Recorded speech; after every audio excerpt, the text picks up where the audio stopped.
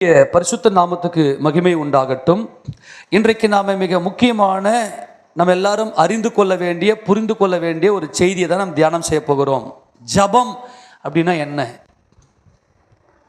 இப்போ நிறைய வேளைகளில் நம்ம ஆவிக்குரிய வட்டாரத்தில் சகோதரர்கள் சகோதரிகள் அல்லது விவரம் தெரிஞ்சவங்க எல்லாரும் என்ன பண்ணுவாங்கன்னா, நான் போய் ஜெபம் பண்ண போகிறேன் அப்படின்வாங்க. அவங்க ஜெபம் பண்ணுவாங்க. எங்களுக்கு இந்த காரியம் வாய்க்கணும், இந்த காரியங்கள் நடக்கணும், அதுக்காக ஜெபம் பண்ணிக்கொள்ளுங்கன்னு சொல்லிட்டு போய் ஜெபம் பண்ணுவாங்க. மற்றவங்ககிட்டயே ஜெபம் பண்ண சொல்லி கேட்பாங்க. சிஸ்டர், பிரதர், எங்களுக்காக கொஞ்சம் ஜெபம் பண்ணிக்கங்களேன், எங்களுக்கு இந்த காரியம்லாம் வாய்க்கணும், இதெல்லாம் எங்களுக்கு நடக்கணும், எங்களுக்கு ஜெபம் பண்ணிங்களேன் அப்படின்னு சொல்லிலாம் கேட்பாங்க. நல்லா கவனிங்க. எத்தனை பேர் ஜெபம் பண்ணுறீங்க வீட்டில்? ஆமேனா? ஜெபம் பண்ணுறலாம் கை தூங்க. ஆமேன். கர்த்தர் உங்களை ஆசீர்வதிப்பாராக. ஜபம்னா என்ன? ஜபம்னா என்ன? சரி சரி, நல்லா கவனிங்க. இப்போ நாம் எல்லாம் மனிதர்களாக இருக்கிறோம். மனிதர்களாக நாம் ஒரு பார்த்து பேசுகிறோம். இது எனக்கு வேணும், அது வேணும் நம்ம கேட்குறோம். ஜபம்னா என்ன? யார்கிட்ட பேசுகிறோம்? ஜபம் பண்ணால் நடக்குமா? ஜபம் பண்ணால் ஏன் நடக்குது? இப்போ நீங்கள் அநேக வேலைகளில் நீங்கள் ஒரு நல்ல விசுவாசத்தில் பலப்பட்டிருப்பீங்க. நாங்கள் ஏசப்பா கிட்ட கேட்டேங்க, நான் ஜெபம் பண்ணேன், ஏசப்பா கிட்ட நான் ஜெபம் பண்ணேன், எனக்கு இதெல்லாம் கேட்டேன், ஏசப்பா இதெல்லாம் கொடுத்தாரு. அதே போல் நான் ஒரு இடத்துல ஒரு பயங்கரமான கிரிட்டிக்கலான சுச்சுவேஷனில் மாட்டிக்கினேன், என்னால் வெளிவரவே முடியல, வாய்ப்பே இல்லை. அந்த நேரத்தில் நான் ஏசப்பா கிட்ட ஜெபம் பண்ணேன், ஏசப்பா என் ஜபத்துக்கு பதில் கொடுத்தாரு. எத்தனை பேர் விசுவாசிக்கிறீங்க? ஆமேனா? சரி, ஜபம்னா என்ன? இதெல்லாம் ஒரு நேரத்தில் சொல்லிட்டு, இதெல்லாம் இப்படிலாம் விசுவாசமாக பேசிட்டு, திடீர்னு ஒரு நேரம் வந்ததும் போ, என்ன ஜெபம் பண்ணி என்ன பிரயோஜனம்? எவ்வளோதான் ஜெபம் பண்ணாலும் எனக்கு எதுவுமே நடக்கவே மாட்டேங்குது, எனக்கு பதிலே வர மாட்டேங்குது அப்படின்ற ஒரு சோர்வும் ஒரு பக்கம் வரும். இதுக்கெல்லாம் என்ன காரணம்? ஆமேனா? எத்தனை பேர் தெரிஞ்சுது ஆசையாக இருக்கிறீங்க? ஆமேனா? சரி, நல்லா கவனிக்கணும். ரொம்ப மிக முக்கியமான சத்தியம். அப்போ ஜபம்னா என்ன என்பதை நமக்கு தெரிந்திருக்க வேண்டும். ஜபத்தினுடைய வல்லமை எப்பேற்பட்டது என்பதை நம்ம நல்லா புரிந்து கொண்டிருக்க வேண்டும். ஜபம் என்பது எப்பேற்பட்ட வல்லமை உடையது, தேவன் நம்மிடத்தில் என்ன எதிர்பார்க்கிறார் என்பதை குறித்து நாம் இப்போ தியானம் செய்ய போகிறோம். இப்போ இயேசு ராஜா ஊழியம் செய்த நாட்களில் அவருடைய சீஷர்கள் போயிட்டு ஏசப்பா கிட்ட போயிட்டு ஒரு ஜபம் ஒன்று பண்ணாங்க, ஒரு விண்ணப்பம் ஒன்று பண்ணாங்க, ஒரு கேள்வி ஒன்று கேட்டாங்க. ஆண்டவரே, யோவான் ஸ்நானகன் தம்முடைய சீஷர்களுக்கு ஜபம் பண்ண சொல்லி கொடுத்துருக்கிறாரு, நாங்கள் உங்கள் சீஷரில் இருக்கிறோம், நீங்களும் எங்களுக்கு ஜபம் பண்ண சொல்லி கொடுங்க. ஆமேனா? லூக்கா சுவிசேஷம் 11ஆம் அதிகாரம் 1வது வசனத்தை வாசிங்க பார்க்கலாம். லூக்கா சுவிசேஷம் 11ஆம் அதிகாரம் 1ஆம் வசனம். அவர் ஒரு இடத்தில் ஜபம் பண்ணி முடித்த பின்பு அவருடைய சீஷரில் ஒருவன் அவரை நோக்கி, ஆண்டவரே, யோவான் தன் சீஷருக்கு ஜபம் பண்ண போதித்தது போல நீரும் எங்களுக்கு போதிக்க வேண்டும் என்றான். எல்லா கலந்து ஆமென் சொல்லுங்க. ஒருத்தன் போயிட்டு ஏசப்போடைய சீசரில் போய் ஒருத்தன் போயிட்டு, ஆண்டவரே, எங்களுக்கு ஜபம் பண்ண சொல்லி கொடுங்க, ஏன்னா நாம் நல்லா இருக்கணும், சந்தோஷமாக இருக்கணும், நல்லா மனமகிழ்ச்சியாக இருக்கணும், நம்முடைய குடும்பங்களில் பிரச்சனை இல்லாமல் ஒரு மன அமைதி நமக்கு வேணும். அதனால் நாம் என்ன செய்கிறோம்னா ஜபம் பண்ணுறோம். இந்த ஜபம் நமக்கு மட்டும்தான் இருக்குதா அப்படின்னா நமக்கு மட்டும் இல்லை, உலகத்தில் பிறந்திருக்கிற எல்லா மனிதர்களுக்குமே இந்த ஜப சிந்தை உண்டு, தெய்வீகம் உள்ளே இருக்கிறது. இப்போ விக்கிரக ஆராதனைக்காரர்கள்லாம் என்ன பண்ணுறாங்கன்னா, நாங்கள் எங்கள் சாமிகிட்ட போகிறோம் அப்படின்னு போகிறாங்க. அவங்க போயிட்டு அவங்களுக்கு என்னெல்லாம் தோன்றதெல்லாம் பண்ணுறாங்க. சில முனிவர்கள் என்ன செய்வாங்கன்னா, நாங்கள் போய் தியானம் பண்ண போகிறோம் அப்படின்னு சொல்லிட்டு என்னென்னமோ ஒரு விஷயத்தை பண்ணுவாங்க. இந்த கடவுளை நோக்கி பார்க்கிற இந்த காரியம் என்பது மனிதனுக்குள்ள இயல்பாகவே உள்ளே இருக்கிறது.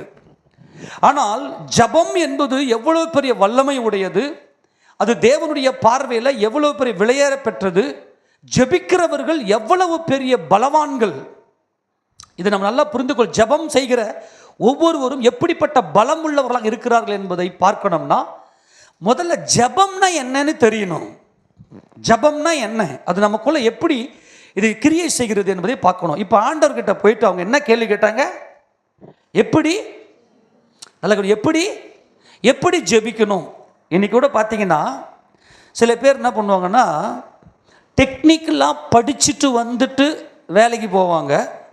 சில பேருக்கு அனுபவ ரீதியாக வேலைக்கு போவாங்க.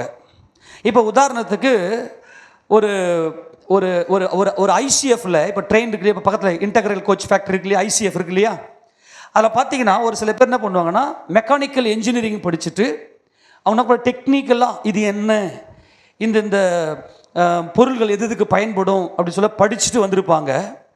ஒருத்தர் என்ன பண்ண ஐடிஐயில் படிச்சுட்டு இந்த மிஷின்ஸ் எல்லாம் எப்படி நம்ம ஆப்ரேட் பண்ணுறதுன்ற படிச்சுட்டு வந்திருப்பாங்க. இதில் பார்த்தீங்கன்னா இந்த ஐடிஐ லெவல் தான் இப்போ இவங்க கேள்வி கேட்டது, எப்படிப்பா ஜெபம் பண்ணணும். இப்போ என்ஜினியர் சொல்லுவார், டேய் இந்த மிஷின் எடுத்து இப்படி மாட்டு, இந்த ஸ்பேனர் எடுத்து இப்படி ஓப்பன் பண்ணுன்னு சொல்லிட்டு என்ஜினியர் சொல்லுவார். ஏன்னா அவருக்கு தான் அந்த பொருள் என்னன்னு தெரியும். இப்போ ஐடிஐ படிச்சுட்டு போகிறவர் அதை செய்வார் அப்படியே. இப்போ நாமெல்லாம் என்ன பண்ணுறோம் அப்படின்னா ஐடிஐ லெவல் ஜபமா, ஏதோ ஒரு ஜபம்னா என்ன, ஆண்டுகிட்ட போய் கேளுமா. சில பேர் ரொம்ப பிரச்சனை சொல்லுவாங்க, ஒன்றையும் கவலைப்படாதீங்க சிஸ்டர் பிரதர், ஜபம் பண்ணலாம், ஏசப்பா மாற்றிடுவார், ஓகே ஜபம் அப்படின்ற ஒரு வேர்டை யூஸ் பண்ணி ஜபம் பண்ணுங்க போங்க, ஆண்டு உங்களை எல்லாத்தையும் செய்து முடிப்பார் அப்படின்னு சொல்லுவோம்.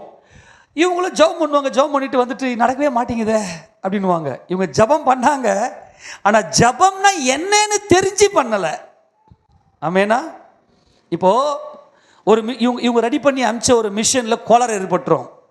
இதை போயிட்டு ஐடிஐ லெவலில் படிச்சுட்டு ஒர்க் பண்ண அவரை போயிட்டு கொஞ்சம் கரெக்ஷன் பண்ண தெரியாது அவருக்கு. அதுக்கு மூளையாக செயல்பட்ட என்ஜினியருக்கு தான் அது எங்கெங்கே பிரச்சனைன்னு சொல்லிட்டு தெரியும்.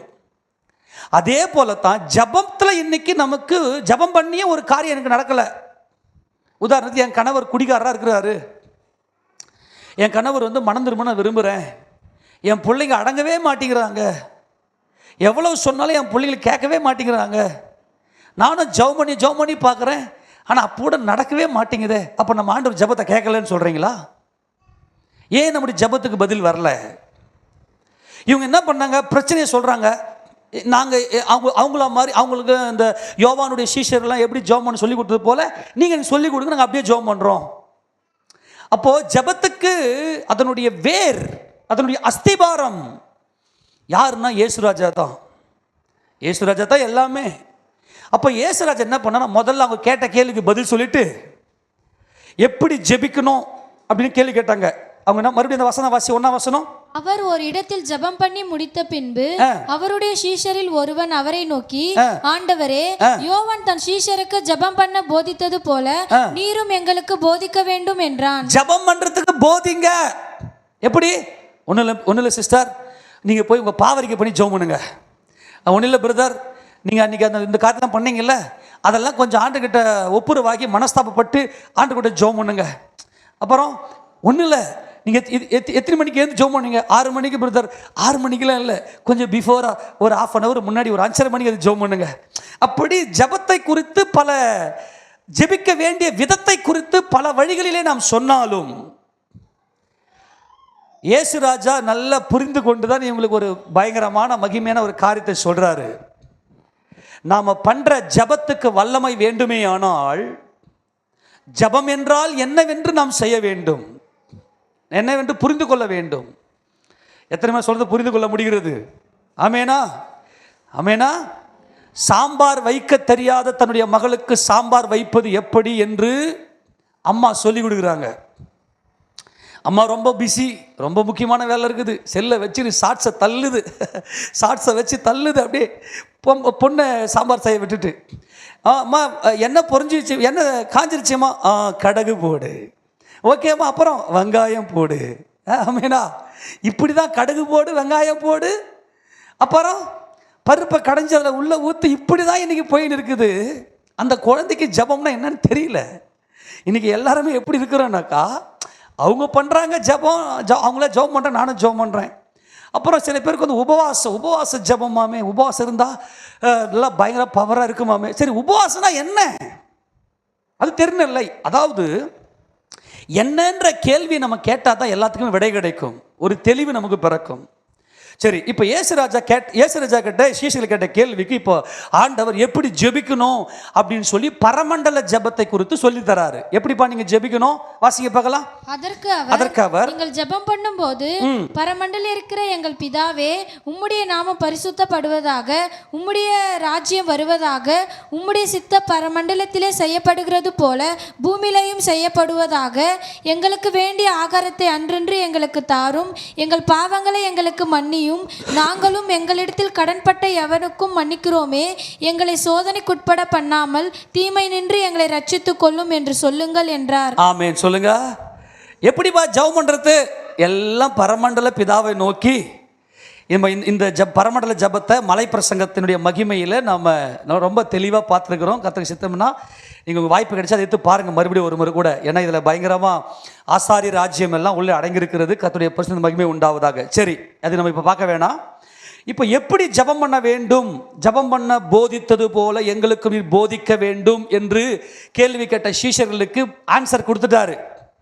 ஆன்சரை கொடுத்துட்டு ஜபம்னா என்ன, ஜபம்னா என்ன என்கின்ற ஒரு மாபெரும் டெஃபினிஷன், வரையறையை கொடுக்கிறாரு. இப்போ எல்லாத்துக்குமே ஒரு ஃபார்முலா இருக்குது தெரியுமா? எல்லாத்துக்குமே ஒரு ஃபார்முலா இருக்குது. ஃபார்முலானா சூத்திரம் இருக்கிறது. அது ஃபார்முலானா என்னென்னா வழிமுறைகள், மெத்தடு. இப்படி தான் இதை பண்ணணும், இந்த ஸ்டெப்பில் தான் இதை பண்ணணும். நீங்கள் சிம்பிளாக புரிந்து கொள்ளும்படி தான் இந்த உதாரணங்களை நான் சொல்கிறேன். இப்போ நீங்கள் என்ன பண்ணுறதுன்னா, இப்போது வெங்காயம், தக்காளி, எண்ணெய், கடுகு, அப்புறமா தக்காளி எல்லாத்தையும் மிளகாத்தூள், அப்புறம் இன்னும் நிறைய விஷயங்கள்லாம் எல்லாம் ஒன்றா தான் வருது. எல்லாம் ஒன்றா வருதுன்றதுனால மொத்தத்தையும் ஒன்றா வச்சுட்டு அடுப்பில் வச்சுட்டா குழம்பு டேஸ்ட் வந்துடுமா? எண்ணெயும் ஊற்றி கடுகும் ஊற்றி கடுகும் போட்டு அப்புறம் இஞ்சி பூண்டு பேஸ்ட் அதை போட்டு மிளகாத்தூள் எல்லாத்தையும் ஒன்றா போட்டு அடுப்பில் தூக்கி வச்சுருங்க. இப்போ பிரியாணி செய்ய போகிறேன்னு வச்சுங்களேன், அது ஒரு மெத்தட் இருக்குது. ஒன்றுத்துக்கும் ஒரு வழிமுறை இருக்கிறது. அப்போது ஜபம் அப்படின்னா என்ன, இப்போ எப்படி ஜபிக்க வேண்டும் என்பதைக்கு அவர் பதில் கொடுத்து விட்டு ஜபம் என்றால் என்ன என்பதை குறித்து பேசுகிறார். ஜபம்னா என்ன, அதுக்கு ஒரு ஊமையில் கர்த்தர் தம்முடைய சீஷர்களோடு பேசுகிறார். அதை 5 8 வசனம் வரைக்கும் வாசிமா. பின்னும் நல்லா கூர்ந்து கவனிங்களேன் எல்லாரும். பின்னும் அவர் அவர்களை நோக்கி, உங்களில் ஒருவன் தனக்கு சிநேகிதனாய் இருக்கிறவனிடத்தில் பாதி ராத்திரியிலே போய், சிநேகிதனே, என் சிநேகிதன் ஒருவன் வழி பிரயாணமாய் என்னிடத்தில் வந்திருக்கிறான். அவன் முன் வைக்கிறதற்கு என்னிடத்தில் ஒன்றுமில்லை. நீ 3 அப்பங்களை எனக்கு கடனாக தர வேண்டும் என்று கேட்டுக்கொண்டான். வீட்டிற்குள் இருக்கிறவன் பிரதியுத்தரமாக, என்னை தொந்தரவு செய்யாதே, கதவு பூட்டியாயிற்று, என் பிள்ளைகள் என்னோடு கூட படுத்திருக்கிறார்கள், நான் எழுந்திருந்து உனக்கு தரக்கூடாது என்று சொன்னான். பின்பு தனக்கு அவன் சிநேகிதனாய் இருக்கிறது நிமித்தம் எழுந்து அவனுக்கு கொடாவிட்டாலும் தன்னிடத்தில் அவன் வருந்தி கேட்டுக்கொண்டது நிமித்தமாவது எழுந்திருந்து அவனுக்கு தேவையானதை கொடுப்பான் என்று உங்களுக்கு சொல்லுகிறேன். எல்லாரும் சொல்லுங்க. இந்த ஊமையில் என்ன புரிஞ்சுது? நல்லா கவனிங்க, இப்போ சொல்கிற கவனிங்க. ஒருத்தன் என்ன செய்கிறான்னா, பாதி ராத்திரியில் எழுந்து போயிட்டு தன்னுடைய சிநேகிதனுடைய கதவை தட்டுறான். என் சிநேகிதனே, கதவை தர, எனக்கு ஒரு 3 அப்பம் கொஞ்சம் கடனாக கொடு. ஏன்னா இப்போ தான் திடீர் என்று என்னுடைய சிநேகிதன் ஒருத்தன் என் வீட்டுக்கு வந்திருக்கிறான். இப்போ அவன் பசியாக இருக்கிறான். ஆனால் இப்போ என்கிட்ட அப்பம் இல்லை. அதனால் நீ என்ன செய்யனா, எனக்கு ஒரு 3 அப்பத்தை கொடு, அவன் முன்னாடி வைக்கிறதுக்கு எனக்கு எதுவுமே இல்லை அப்படின்னு போயிட்டு கதவை தட்டுறான் இன்னொரு சிநேகிதன் கிட்ட. அந்த சிநேகிதன் என்ன செய்கிறான்னா, எப்பா பாதி ராத்திரி ஆயிடுச்சு. ஏன்னா யூதர்கள் குடும்பத்தை ரொம்ப நேசிப்பாங்க. ஏன்னா தேவன் குடும்பத்தின் தேவனாக இருக்கிறார். அதில் யாருடைய தூக்கத்தையும் டிஸ்டர்ப் பண்ணாமல், எந்த ஒரு பிரச்சனையும் அவங்கள பண்ணாமல், அவங்க நல்லா இளைப்பாறதுக்கான எல்லா காரியத்தையும் இவங்க பொறுப்பெடுப்பாங்க.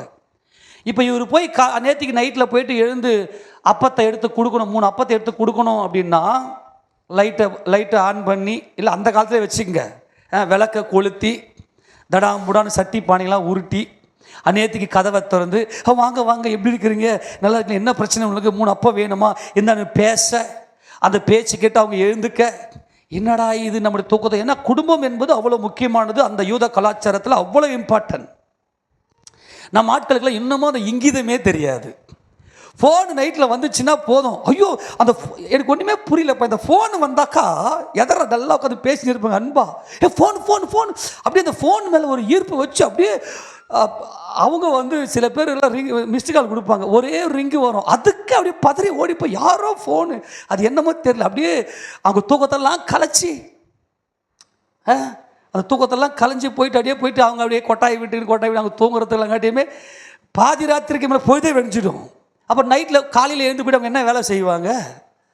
அப்போ குடும்பத்தின் மேலே அவ்வளவு கரிசனை உடையவர்கள் தான் இந்த யூதர்கள். அப்போ இவங்கிட்ட போயிட்டு கதவை தட்டுறான், இவன் போயிட்டு நல்லா கவனிங்க, கதவை தட்டுறான். குடும்பத்தை எழுப்பிட்டோம்னா காலையில் ஸ்கூலுக்கு போகிற பிள்ளைங்க தூக்கம் கலைஞ்சிருச்சுன்னா ஸ்கூலுக்கு போக முடியாது, சப்போஸ் அவங்களுக்கு மற்ற காரியங்களை செய்ய முடியாது, அவங்க தூக்கனோட போனோன்னா முடியாது, ஏன்னா நம்முடைய மூளை நல்லா ரெஸ்ட் எடுக்கணும், காலையிலேருந்து வேலைகள் அநேக வேலைகள் பிளானிங் இருக்கிறது. இவங்களுக்கு மத்தியில் இவங்க காலையில் நாளைக்கு பொழுது நல்லா போனோன்னா இன்றைக்கி நல்லா தூக்கம் நல்லா இருக்கணும் அவங்களுக்கு. அப்போ கண்டிப்பாக இந்த இந்த மெத்தடு, இந்த ஒரு கலாச்சாரத்துக்கு உள்ளே இருக்கிற ஒருத்தனும் போயிட்டு பாதி ராத்திரியில் போய் கதவு தட்ட மாட்டான். அங்கே என்ன சொல்ல பாருல, அந்த 7ஆம் வசனம் மறுபடியும் வாசிங்களேன். வீட்டுக்குள் இருக்கிறவன் பிரதியுத்தரமாக, என்னை தொந்தரவு செய்யாதே, என்னை தொந்தரவு செய்யாதே, கதவு பூட்டி, என் குடும்பம் தான் எனக்கு முக்கியம், நல்லா கவனி, ரொம்ப முக்கியம், என் குடும்பம் தான் எனக்கு, கதவை நான் லாக் பண்ணியாச்சு, என் குடும்பத்துக்கு நான் பாதுகாவலன், என் குடும்பத்தை என்ன யூத கலாச்சாரத்தில் அப்பா தான் ஹெட்டு, ஆமேனா, யூத கலாச்சாரத்தில் அப்பா தான் ஹெட்டு, அப்பா என்ன தீர்மானிக்கிறாரோ அதுதான் எல்லாமே. அப்போது இவர் என்ன சொல்கிறேன்னா, கதவை நான் பூட்டிட்டேன், என்னை தொந்தரவு செய்யாத, என் பிள்ளைகள் என்னோட கூட படுத்திருக்கிறார்கள், நான் இப்போ எழுந்து வந்தேன்னா அப்பா எங்கே போகிறீங்க, அந்த முடிச்சுக்குவாங்க, நாளைக்கு எங்கள் பிள்ளைங்களுக்கு ஏகப்பட்ட ஷெட்யூல் இருக்குது, என் பிள்ளைங்களை வந்து ஒரு தேவனுடைய பிள்ளையாக வளர்க்கணும், அவங்களுக்கு அவங்கள அப்படி வளர்க்கணும்னாக்கா அவங்களுக்கு தேவையான உடல் ஆரோக்கியத்தை நான் கொடுத்து ஆகணும், அப்போ நீ என்னை தொந்தரவு செய்யாதே, நான் எழுந்திருக்க கூடாது, நான் எழுந்திருந்து உனக்கு தரக்கூடாது என்று சொல்லிட்டான். அவன் படுத்துக்கினே மெல்ல எப்படி சொன்னான்னு தெரியும், யாருப்பா நீ, நான் தான் வந்திருக்கிறேன், ஓ சாரிப்பா, நான் வந்து நீ வந்து கேட்குற மாதிரி என்னால் இந்த 3 அப்பத்தை எழுந்து என்னால் கொடுக்க முடியாது, என் பிள்ளைங்க பத்துங்கிறாங்க, நான் எழுந்தேன்னா இது ஒன்றும் வேலைக்கு ஆகாது, நீ போ அப்படின்னு சொல்லிட்டு சொல்லிடுறாரு.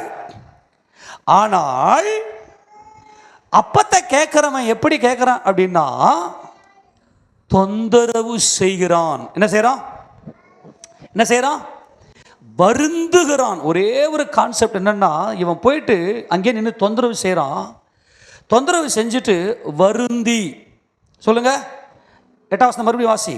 பின்பு தனக்கு அவன் சிநேகிதனா இருக்கிறது நிமித்தம், நல்லா கவனிங்க, ரொம்ப முக்கியம், ஐயோ என் ஃப்ரெண்டு அவன் அவனை போயிட்டு கூப்பிட்றானே, நீ ஃப்ரெண்டு தான், அதனால் தெரிஞ்ச முகமாக தான் நீ வந்த, ஆனால் கொடுக்கணும்னு சொல்லியாச்சு, ஆனால் ஃப்ரெண்டெல்லாம் இப்போ தாண்டி போயிருச்சு, அவன் தன் சிநேகிதனா இருக்கிறது நிமித்தம் எழுந்து அவனுக்கு கொடாவிட்டாலும் தன்னிடத்தில் அவன் வருந்தி கேட்டுக்கொண்டு, சொல்லுங்க, தன்னிடத்தில் அவன்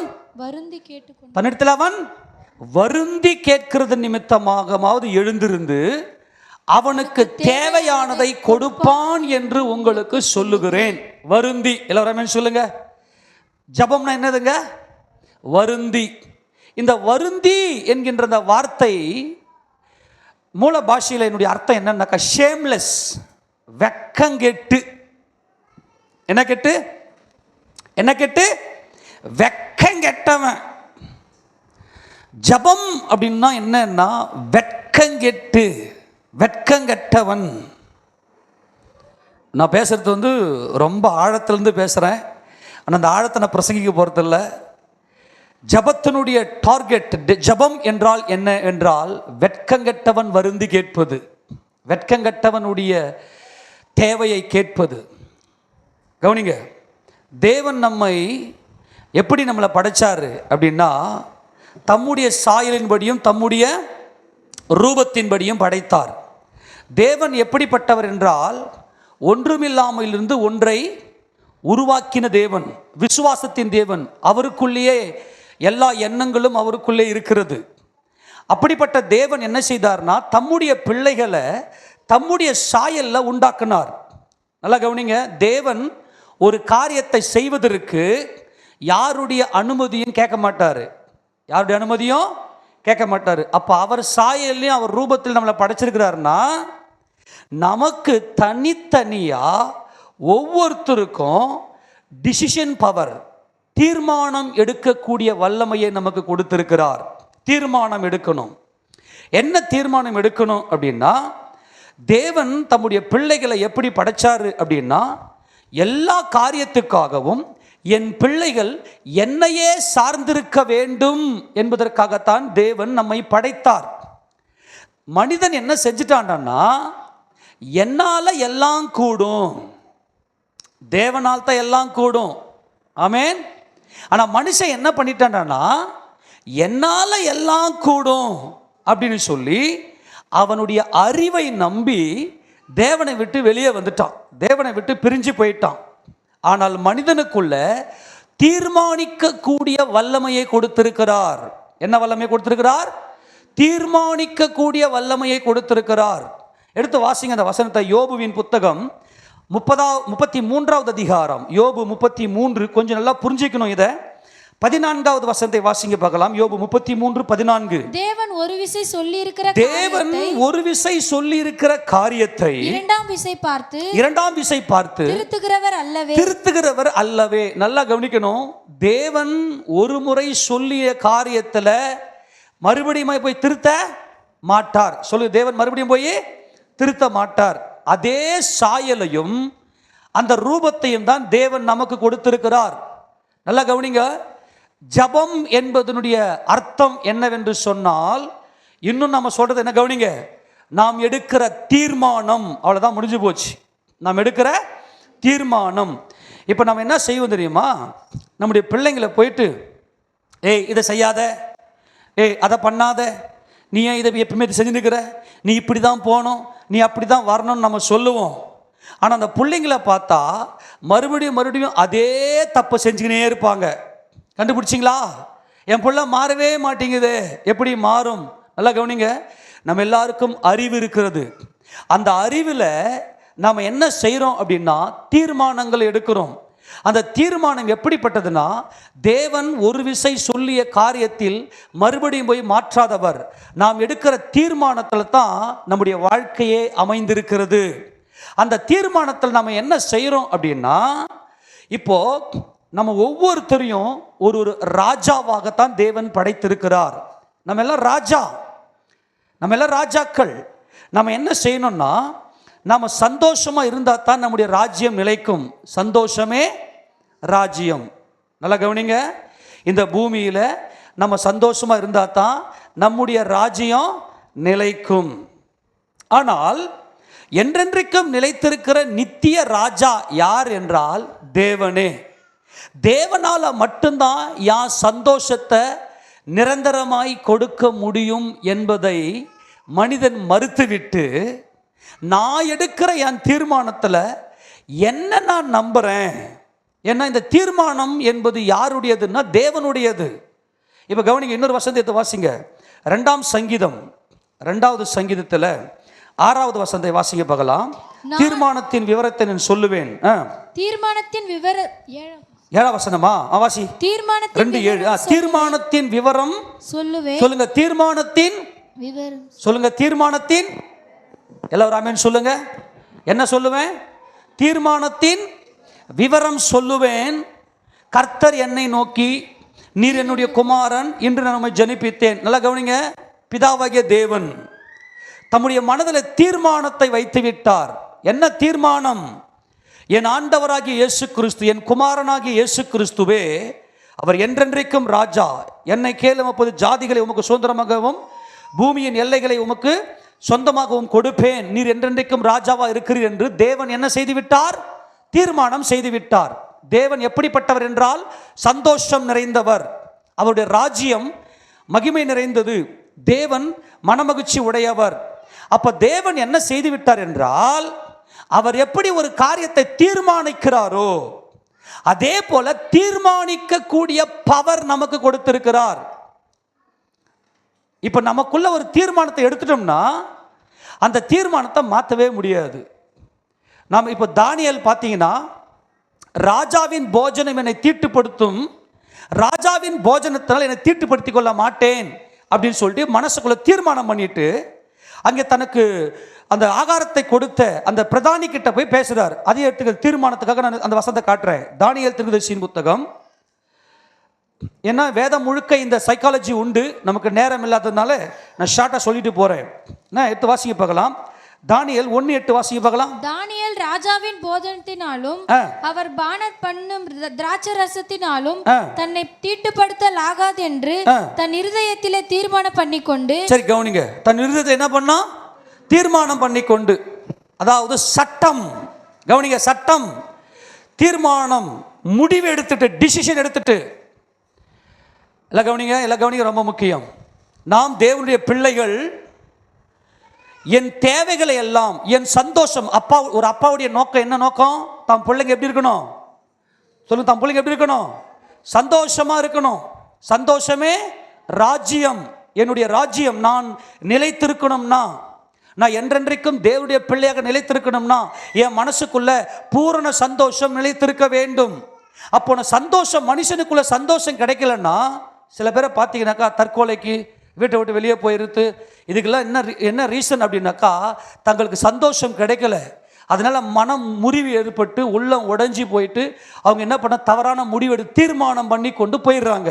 ஒரு விஷயத்த சொல்லவா, ஒரு மனுஷன் மட்டும் தீர்மானம் எடுத்துட்டான்டானா அவன் தீர்மானத்தை கடவுளாலேயே மாற்ற முடியாது என்பதுதான் சத்தியம்.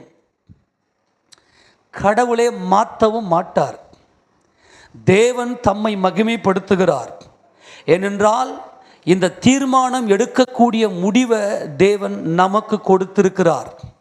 இன்னைக்கு வரைக்கும் தேவன் நம்மகிட்ட எதிர்பார்க்கிற ஒரு எதிர்பார்ப்பு என்னன்னா, நீ எடுக்கிற தீர்மானம் எதுவாக இருக்கணும் அப்படின்னா, அந்த மனிதனுடைய அறிவை சார்ந்தது தான் அவனுடைய தீர்மானம்.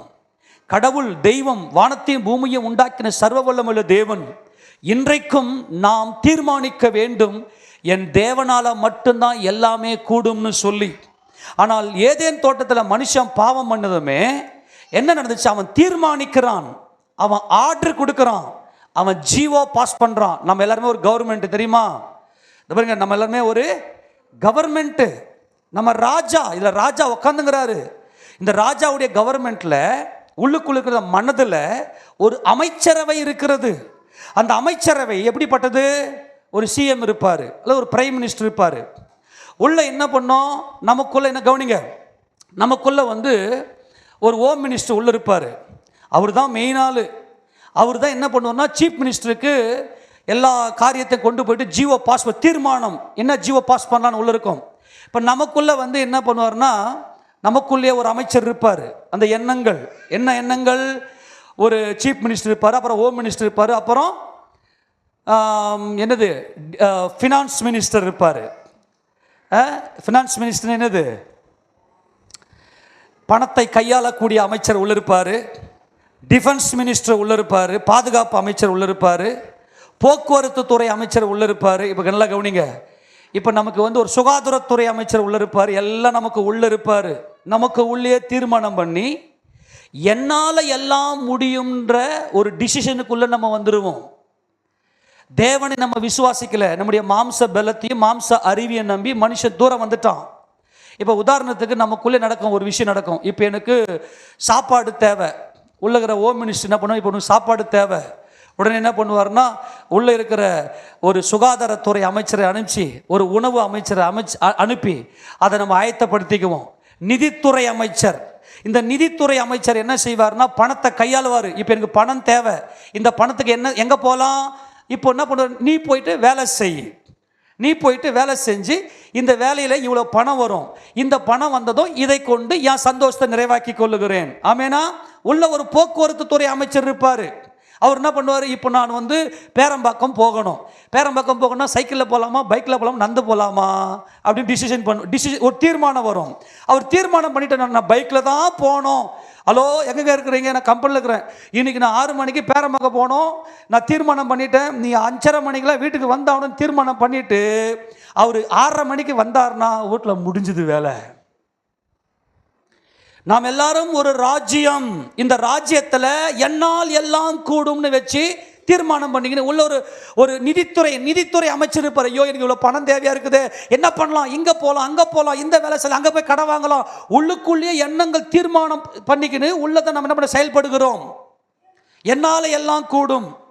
சுகாதாரத்துறை அமைச்சர் உள்ள இருப்பார். காலையில் எழுந்ததும் பல்ல தேயில நாற்றம் அடிக்கும், வாயை திறந்தவே நாரம்.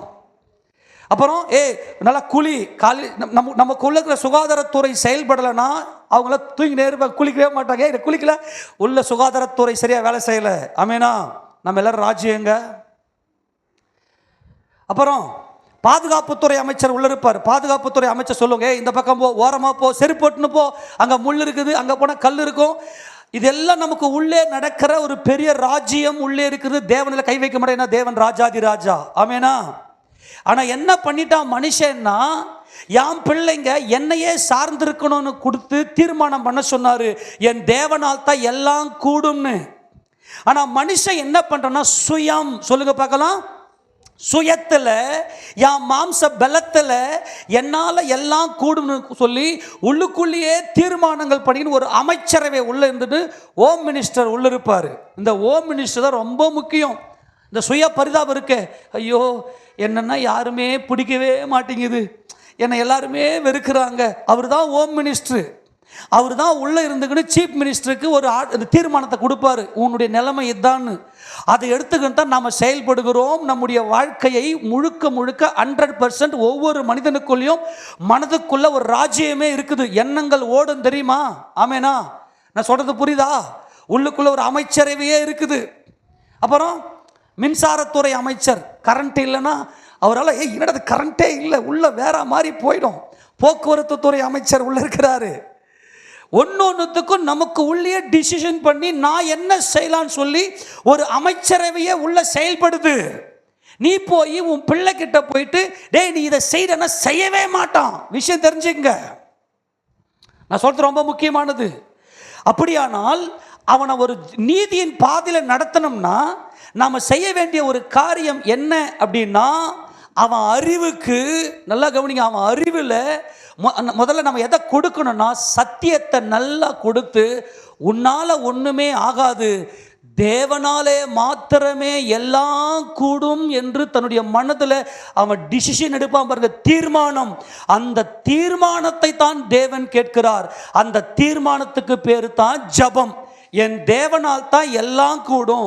இப்போ எனக்கு உள்ளே இருக்கிற என் மாமா, என் மச்சான், என் சொந்த பந்தம், அப்புறம் என் வேலை, அப்புறம் எது மேலே நம்பிக்கை போயிடும். நான் இவ்வளோ பணம் வச்சிருக்கிறேன், பணத்தை மேலே. அப்புறம் நம்முடைய உடல் சுகாதாரமாக இருக்கணும், நம்முடைய உடலில் எந்த ஒரு சேதமும் வரக்கூடாது. உள்ளுக்குள்ளே எல்லா டிபார்ட்மெண்ட், நான் சொல்கிறது 100% உண்மை.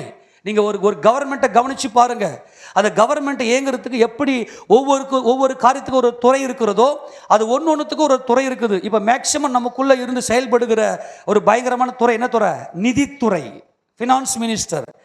பணம் எங்கே, மாதம் பிறந்துச்சு, வீட்டுக்காரனை பூச்சி நோண்டுறது எங்கே, என்ன பண்ண காசை, ஃபினான்ஸ் மினிஸ்டர் வேலை செய்கிறாரு. ஆமேனா, ஆமேன் சொல்லுங்க. அப்புறம் திடீர்னு ஒரு நாய் குறைக்க வருது, பாதுகாப்புத்துறை அமைச்சர் சக்கு நம்மளை பாதுகாப்பு, நாய் வருது குறைக்குது, ஓடி போயிடு. பைக்கில் போவ, எதிர வண்டி வருது, பாதுகாப்புத்துறை அங்கே வேலை செய்யும். ஆமேனா, 100% கவர்மெண்ட் நமக்குள்ளே வேலை செய்கிறது. இந்த கவர்மெண்ட்டில் நீ என்ன தீர்மானம் எடுக்கிறியோ அதுதான் முக்கியம். நல்லா கவனிக்க, ரொம்ப முக்கியமாக சொல்கிறேன். இப்போ மனுஷன் என்ன பண்ணிட்டானாக்கா, என்னால் எல்லாம் முடியும்னு வந்துட்டான். இவன் முட்டி முட்டி முட்டி மோதி பார்ப்பான். உலகத்தில் இவன் மாம்ச பலத்தில் ஒன்றும் முடியாது. ஐயோ என்னால் ஒன்றுமே முடியல, அவன் மனசு உடையும் பாருங்க. அவன் கவர்மெண்ட்டே, அவன் ராஜ்யமே அழியும் பாருங்க. நடுத்தரில் நிற்பான் பாருங்க. ஐயோ என் கவர்மெண்ட், என்னுடைய ராஜ்யம் இன்னைக்கு சீரழிகிறது, எல்லாருமே என்னை பார்த்து ஏளனமாக பேசுகிறாங்களே. கவனிக்கிறீங்களா? ஒவ்வொரு மனுஷனுக்கும் ஒவ்வொரு ஸ்டைல் இருக்கு.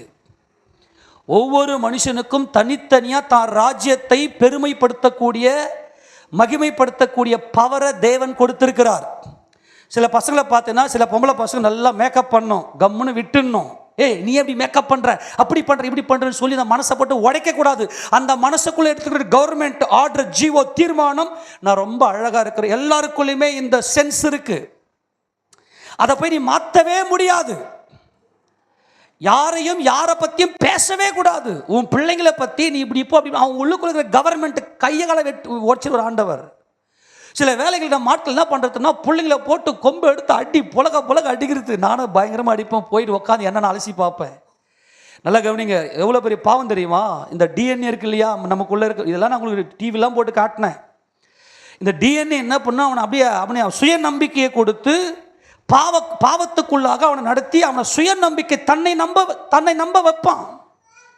அந்த உள்ளுக்குள்ள அந்த ஆவி என்ன பண்ணா, என் கவர்மெண்ட்டுக்கு என்னை மகிமைப்படுத்திக் கொள்ள, என்னை சந்தோஷப்படுத்திக் கொள்ள என்னால் முடியும்.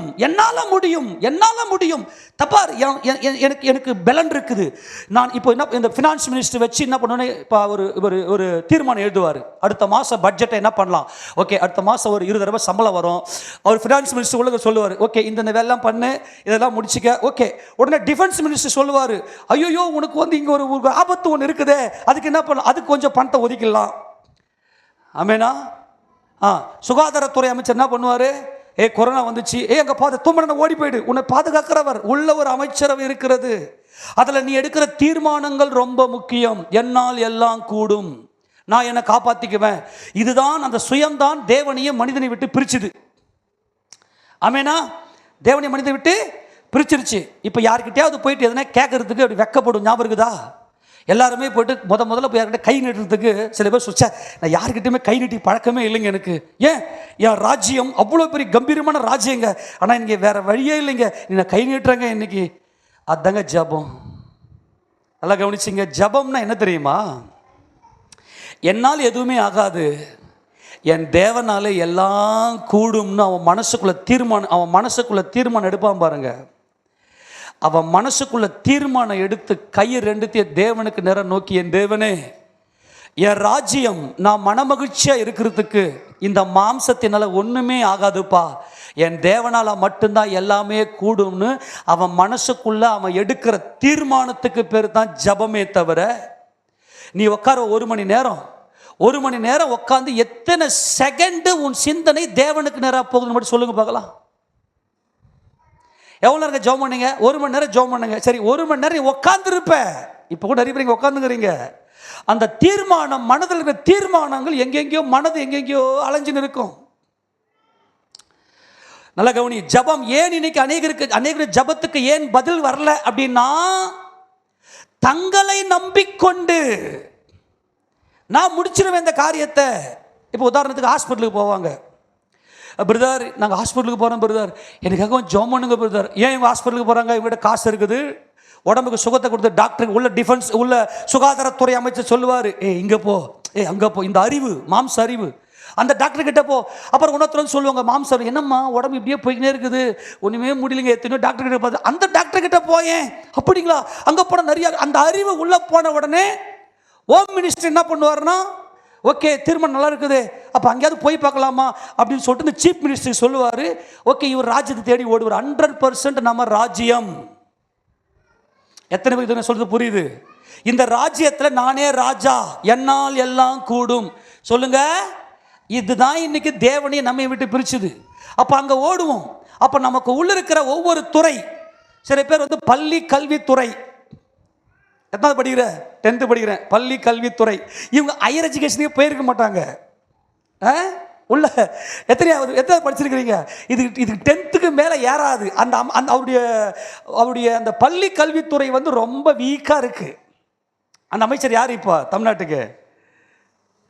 பசங்க சொல்லணுமே, அன்பில் மகேஷ் பொய்யாமொழியா? அவர் உள்ள இருக்கிறார், ஒரு டிபார்ட்மெண்ட் இருக்கிறாரு. சில பேருக்கு இந்த கல்வித்துறை வேலையே செய்யாது. உண்மையா இல்லையா? நம்முடைய எண்ணங்களுக்குள்ள இருக்கிற அந்த கல்வித்துறை வேலையே செய்யாது. ஆனால் ஹோம் மினிஸ்டருக்கு இருப்பார். ஹோம் மினிஸ்டர் தான் ரொம்ப முக்கியம். நான் எங்கள் வீட்டில் அடிக்கடி சொல்லுவேன், யாரா ஹோம் மினிஸ்டர்? அம்மா ஹோம் மினிஸ்டர். எது என்ன கேட்டேனே, ஹோம் மினிஸ்டர் கேட்குறான்னுவேன். நல்லா கவனிங்க, நான் சொல்கிறது 100% உண்மை. எல்லாருக்குள்ளேயுமே ஒரு ராஜ்யம் உள்ளுக்குள்ள, மனதனுக்குள்ள அந்த ஓடுகிற அந்த எண்ணங்கள், அதை வைத்து நம்மளை சந்தோஷமாக வெடித்து நம்மளை பெருமைப்படுத்துகிறோம். அந்த சந்தோஷம்தான் பெருமை, அதுதான் ராஜ்யம். இது உடையும் போது தான் நம்ம போயிட்டு ஒருத்தர்கிட்ட போய் சொல்லணும், சொந்தக்காரர்கிட்ட போய் சொல்லுங்களேன், எங்க ஏசப்பாக்குள்ளே வந்துருங்க. எனக்கு என்ன கவலை இருக்குது, நான் நல்லா தானே இருக்கிறேன். அவங்க தீர்மானத்தில் அவங்கள வச்சிருப்பாங்க. என்னால் எல்லாம் முடியும், நான் எல்லாத்தையும் பார்த்துக்குவையா. அவங்களோட டிசிஷன் ஒரு மனுஷனும் கை வைக்கவே முடியாது. நீ உன் பிள்ளைகிட்ட போய் சொல்லிட்டு பார்க்கலாம், இதை செய்யாதரான்னு. சத்தியமாக சொல்கிறவன் அதான் செஞ்சுன்னு தான் இருப்பான். அவன் டிசிஷன், அது அவனுடைய டிஎன்ஏ, அவன் தீர்மானம். இதில் நீ இல்லை, யாருமே கை வைக்க முடியாது. அவனுக்கே அவன் புரிய வைக்கணும். அவன் ராஜ்யத்தில், நல்லா கவனி, இவன் மனசுக்குள்ள இருக்கிற இந்த ராஜ்யத்தில் தேவன் வந்து செயல்பட வைப்பதுக்கு பேர் தான் கிறிஸ்டியானிட்டி. கிறிஸ்தவம்னா என்ன? எனக்கு உள்ள தேவனுடைய ராஜ்யம் செயல்படுகிறது. என் சந்தோஷம் எல்லாம் என் தேவனே, எனக்கு சந்தோஷத்தை கொடுக்கிறவர் என் தேவனே அப்படின்னு சொல்லி எல்லா சூழ்நிலையிலும் தேவனையே சார்ந்திருக்கிற தீர்மானம், அந்த தீர்மானம் உள்ள மனசுக்குள்ள எழுதப்படுது பார்த்தியா, அதுக்கு பேர் தான் ஜபம். எத்தனை பேர் சொல்றது புரிஞ்சுக்க முடியுது? நீ போய் மணிக்கணக்கில் உட்காந்து, அதுதான் ஆண்டவர் சொல்லிட்டாரு. சில பேர் வீதிகளில் நின்று ஜெபம் பண்ணுறாங்க, அவங்க அதிக வசனிப்பினாலே தங்கள் ஜபம் கேட்கப்படும் என்று நினைக்கிறார்கள். அது அல்லடா ஜபம். உன் இருதயத்துக்குள்ள உன் ராஜ்யத்தை, வெக்கத்தை விட்டு, ஷேம்லெஸ், வருந்தி அந்த இருதயத்துக்குள்ள என்னால முடியாதுப்பா, என்னுடைய ராஜ்யத்தை ஸ்டாண்டர்ட் பண்ண, என் வாழ்க்கை நிலைத்திருக்க என்னால முடியாதுன்னு சொல்லித்தான். ஏன்னா ஒவ்வொருத்தருக்கும் சென்ஸ் இருக்கு. அவமானங்கள், நிந்தைகள் அதெல்லாம் சுமக்க முடியாது. என்னால முடியும்னு சொல்லிட்டா மனுஷன் ஓடிங்கிறான். ஆனால் ஜெபம் என்பது, என் தேவனே என் ராஜ்யத்தை காக்க, என் வாழ்க்கையை நிலைப்படுத்த, என் குடும்பத்தில் சமாதானத்தை கொடுக்க என்னால முடியாது.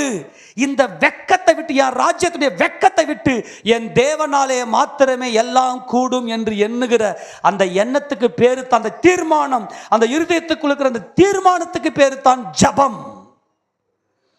ஆமென் சொல்லுவோமா? இந்த தீர்மானம் இருக்கிறவங்க என்ன பண்ணுவாங்கன்னா, தூங்கவே மாட்டாங்க, எப்பொழுதுமே ஜபத்திலேயே இருக்கும்.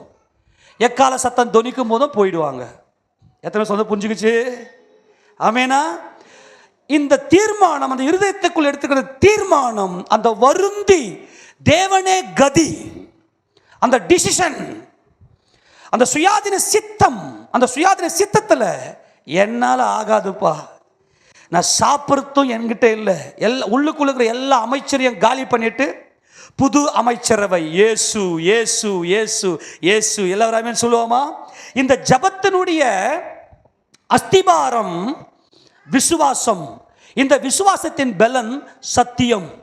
எவ்வளவு தேவனுடைய வார்த்தையை நீ கேட்கிறையோ அந்த அளவுக்கு உன்னுடைய இருதயத்துக்குள்ள விசுவாசம் பெருகும். இந்த விசுவாசத்தினாலே உன்னுடைய இருதயத்துக்குள்ள ஜப சிந்தை உனக்குள்ளே வந்துடும். நான் பல முறை சொல்லி கொடுத்துட்டேன், ஜபம்னா என்னன்னு சொல்லி கொடுத்தேன், தேவ சிந்தையே. எத்தனை புரிஞ்சு போச்சு? அந்த சிந்தை, தேவ சிந்தை தான் ஜபம். வருந்தி, நல்லா கவனிக்கணும், எல்லாம் கவனிங்க. இப்போ தேவராஜ்யம் எங்க வந்துருச்சு? நமக்குள்ள. லூகாஸ் விசேஷம் 17 வாசிங்க பார்க்கலாம். அங்க தேவராஜ்யம் எங்கன்னு சொல்றாரு பாருங்க. பாருங்க தேவனுடைய சித்தம் என்ன. லூகாஸ் விசேஷம் 17வது அதிகாரத்துல 20வது வசனத்தை வாசிங்க.